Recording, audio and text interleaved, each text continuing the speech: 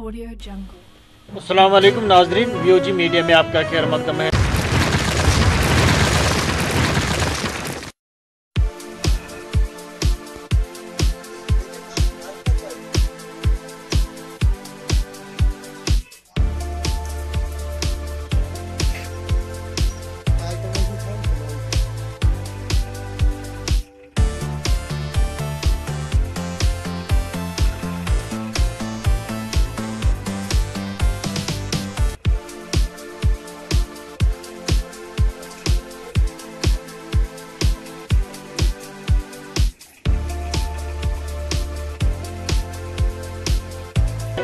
जिले तरक्याती कमिश्नर रामबन तारिक हुसैन गनाई की हिदायत पर जहां पूरे जिले में बेटी बचाओ बेटी पढ़ाओ प्रोग्राम का इनेकाद हुए हैं, वहीं सब डिवीजन गोल के सदर मकाम हायर सेकेंडरी स्कूल गोल में भी इस प्रोग्राम का इनेकाद हुआ है, जिसकी सदारत लेक्चरर मंजूर अहमद रागवाल कर रहे थे।